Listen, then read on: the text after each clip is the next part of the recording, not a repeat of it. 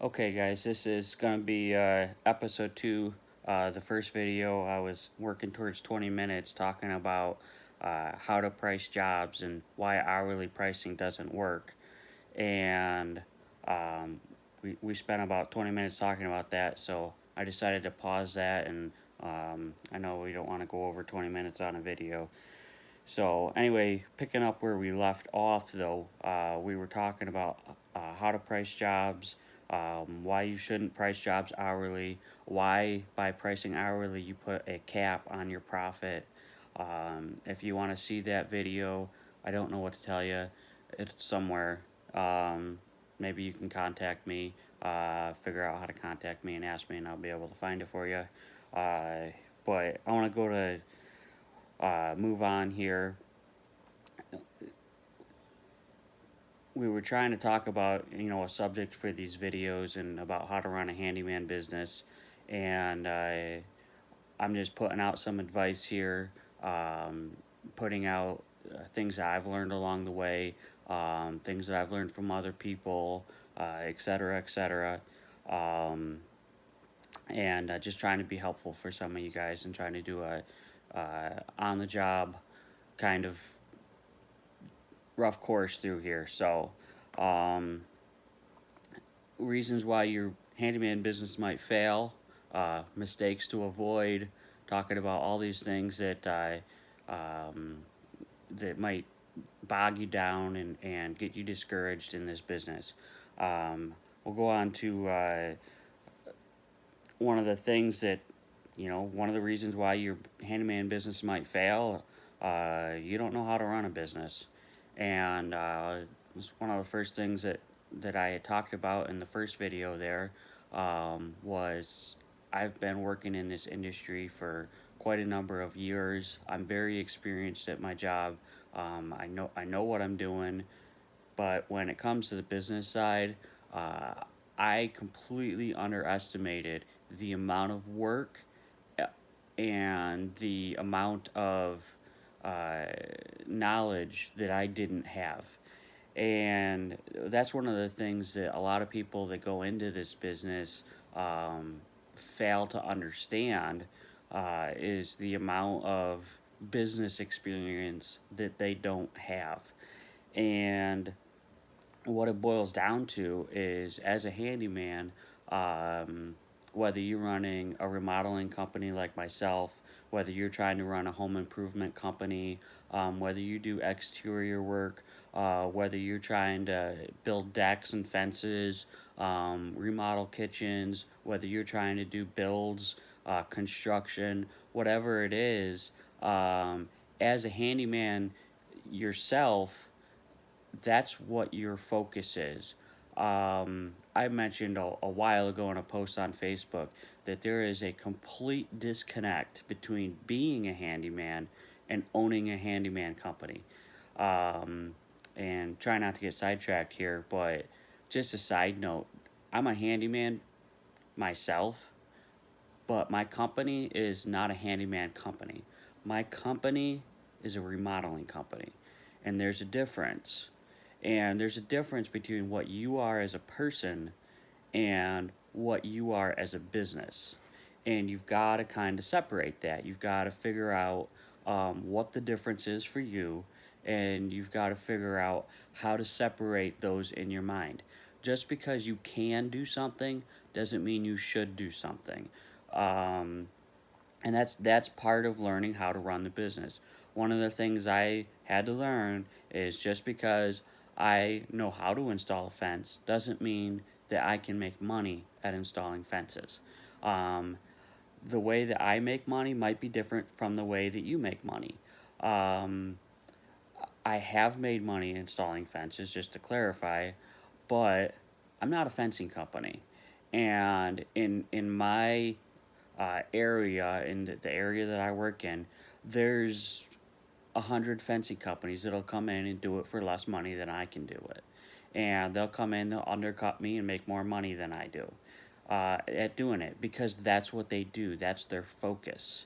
And so, part of running a business, and the first point here, is you got to focus.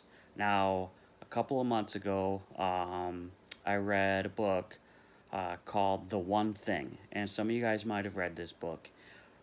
It was a real wake up call for me, and I kind of was learning this lesson the hard way already, which is why I read the book. But when you start to learn stuff in the school of hard knocks, that's when you go, wait, did somebody else learn this? And then you go and you do the research on it, and then you go, oh wow, stupid, so you sometimes, if you're smart enough to stop halfway through the school of hard knocks and go, wait a second, did somebody already else figure this out already, um that then you're starting to become a smart person. So you need to focus, and that's one of the big things that I'll talk about in the next video, and I'll go into that more. But that's part of running a business, is learning that you can't do everything, and you need to focus. So the next thing here is bookwork. Bookwork is a pain. It's annoying. I don't like to do it. I'm sure that nobody in here watching this video likes to do bookwork. Um, I've got quarterlies coming up here, and when I'm done making these videos, um, that's what I'm going to be doing. I'm going to be doing bookwork, and God knows that on a Sunday afternoon, that is not what I want to be doing. And it's a pain. Nobody likes to do bookwork. Bookwork is not handyman work. Um, it's not something that we want to do. So, what you need to do is you need to go through and you need to streamline and figure out learn how to do the bookwork. You need to learn how to do it correctly. Um, Part of that's going to be sitting down with your accountant or your tax lady or whatever, um, and learning what they need from you. Um, a lot of guys, you're horrible at keeping receipts. Uh, every single one of those receipts is worth a ton of money. Whatever that number is at the bottom there that you just handed the cashier, that's how much that receipt is worth in taxes at the federal level, and a lot of places at the state level. For me, at the state level also. Some of you guys don't have the state tax thing, but at the federal level at least, um, if you spend $100 and that's what that receipt says, that's how much taxes you don't have to pay. Um, that you will have to pay if you lose that receipt. You have to understand. It's very very important to understand when it comes to receipts that every single one of those receipts is worth to you again the amount of money that's written on there. Why the heck, if you spend $100 on materials, why the heck are you going to pay the government $100 again? You're gonna pay that number twice? Keep track of your receipts. Oh my God, keep track of your receipts. Go to the bank and get a bank envelope to put them in. You can get them at Home Depot. You can get them just about anywhere if that's what you got to do to keep track of your receipts and keep them in your glove box. Um, I have a clipboard in my truck. My old truck didn't have one, and I used a bank envelope. My truck now has the clip right on the center console there, and all my receipts get clipped there. And usually at the end of the week, I'll take the pile of receipts or whenever it starts to get big, and sort through them and put them in their job folders. Um, it's something that's got to get done. It's part of keeping track of your business. It's part of being in business. But every dollar that you have on a receipt is a dollar that you don't have to pay in taxes. Um, oh my God, keep track of your receipts. Um, right along that line, dealing with state agencies. There's a lot of state agencies that you're gonna have to deal with that you don't know yet, you don't understand yet. Some of you guys do, some of you guys don't. Um, when the Department of Labor calls you up and says you're under audit, guess what? You just lost a lot of time, a lot of time. When the comp board calls you up and says, you're under audit, you lost a lot of time. So there's a lot of state agencies and stuff. You're gonna have to find a lawyer here. You don't have a lawyer, you need a lawyer. You need a big lawyer. You need a big name lawyer. Um, that when you say so and so is my lawyer, people know who the heck you're talking about. If you don't have a lawyer, you're gonna need one. I've used a lawyer many. I My lawyer knows who I am. Trust me. You're gonna get sued for stupid things. I I just settled a case where a customer basically let me go, and for ridiculous reasons, quite honestly. I was behind schedule. I let them know I was behind schedule. Um, and they decided to go with somebody else, and they had already paid a deposit, and they were trying to sue me for their deposit. And I sent their lawyer my contract, and their lawyer read through the contract and basically told them they were out of luck. They signed a contract. I was abiding the contract, and they weren't. So their lawyer basically advised them that they're gonna lose basically, and took care of all that. But you're gonna run into that stuff. Um, you're gonna run into terrible customers. There's a lot of people in the world that would just love to take you for a ride, and they don't give two craps about you or your business or feeding your family or any of that stuff. Um, and so you need a lawyer. You might think you don't, but you need a lawyer. And then the other thing about business is pricing yourself out of business. Last video we talked a lot about pricing and stuff.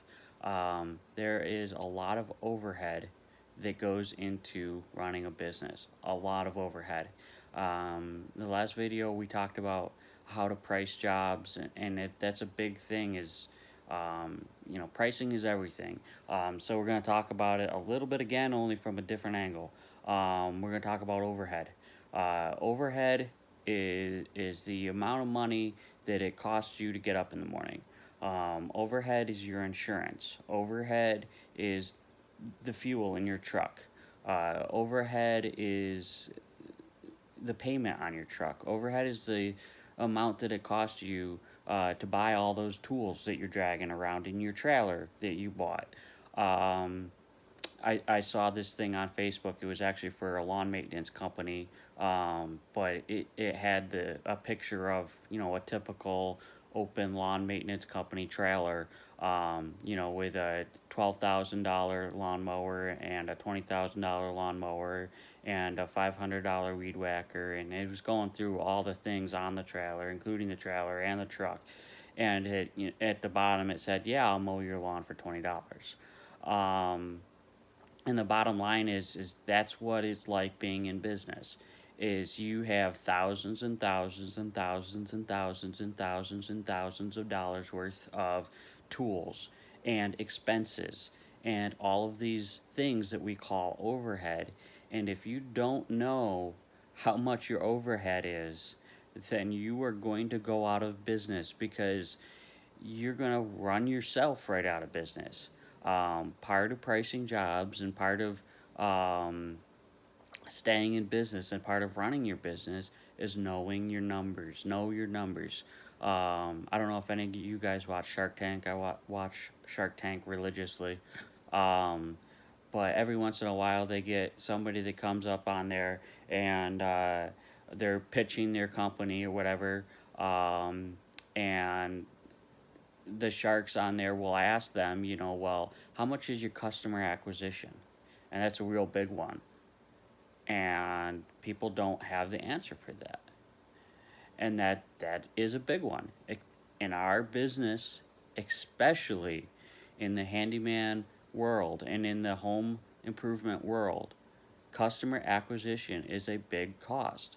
And I would be willing to bet that 90% of the people watching this video right now have no idea what their customer acquisition cost is. And some of you might not even know what customer acquisition cost means. So let's go there. Customer acquisition, that is acquiring a customer. How much does it cost you to acquire a customer? Now, some of you guys that have been in business for 40 plus years probably have zero customer acquisition cost because Bob, that you did a kitchen for last year, told Sally, and Sally told her friend May, and May called you, and it didn't cost you a dime. But those that are new to the business have this big, huge, giant bill every month that's called customer acquisition. And whether you go and you sign up for that $3,000+ website with the SEO and all that BS, um, and pay that bill uh, to try to acquire customers, or whether you go on Yelp and pay them their extortion fee. Bottom line, sorry, I was just about to shout out someone's name, but uh, we all know who I'm talking about. Over in California, there. That might work in California, but around here, it's blackmail. I have actually for my business, I have one or two Yelp reviews, and they're both negative, and I've had 10 plus positive 5-star Yelp reviews, and every single one of them has been removed by Yelp. So, my personal opinion, Yelp is extorting companies like us. If that is the company to advertise in your area, and you want to pay that $300 a month extortion fee to be in business, then all the more power to you. But that's exactly what it is. Same thing for the Better Business Bureau nowadays. Um, they, fortunately, as far as I remember, haven't removed any reviews, but nobody uses them anymore anyway. Um, as far as I know, they don't remove reviews and like Yelp does. I know from personal experience that Yelp removes reviews for companies that aren't paying them. Um, so there's other places to get leads. There's places like Home Advisor, Thumbtack. There's smaller companies that are similar to them. One of the ones that's up and coming right now is Networks. Um, the problem with all these companies is that you are paying them to become famous. Hundreds and thousands and millions of contractors paid Home Advisor hundreds and thousands and millions of dollars so that Home Advisor could become famous. And as soon as you jump off of their wagon, you're nobody, and Home Advisor is still famous. Um, when you're first starting out, honestly, I've used Home Advisor. I've used Thumbtack. Not to right now when I'm making this video, Thumbtack's a bad idea. A couple of years ago, I used Thumbtack. I sold a storm door install. When I was about 3 years into business, I sold a storm door install. I'm having trouble with the whole language thing right now. um, and it was a cheap, easy job. Talk to the homeowner. Oh, yeah, we just moved in. We want to get our kitchen remodeled. A year later, I was doing a $40,000 job for that. That at the time, that lead cost me like $4. Um, Now, Thumbtack's prices are higher. Um, I don't know what they're trying to do or what their goal is. I don't recommend Thumbtack today. I used Networks for a little while. Then Networks started buying leads from Thumbtack, buying leads from Home Advisor, buying leads from Angelus that didn't get responded to. So the jobs that those companies were like, nobody responded to these jobs, they send them to Networks. And Networks sends them to their. And then the bottom line is all of these companies are getting into this whole thing where if I go on Home Advisor and say I want my kitchen remodeled and nobody responds to it, then they sell the job to other lead companies, and those lead companies sell them to their client list. So it's a little bit of a scam, quite honestly. I don't recommend doing that if you have to do that because this is your first month in business and you need work, and so you think that spending that money is going to be worth it, then all the more power to you. At the current time, what's really hot is Facebook advertising. Facebook has gone from the 20-year-olds to the 40 and 60-year-olds are using it. And they're going on there. They're seeing these ads. The my my clientele is made up mostly of 40 to 60-year-olds, homeowners who want work done, obviously, blue collar. Um, I'm doing a job right now for the maintenance director of a company that if I said the company, you've never heard of it, but if I said what they'd make, then you know 100 people who have one.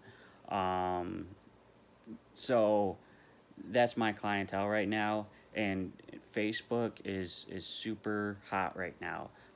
If you get into the Instagram and the Twitter and that kind of stuff, you're basically advertising to a younger generation. And if that's your clientele, if that's people you want to work for, then absolutely.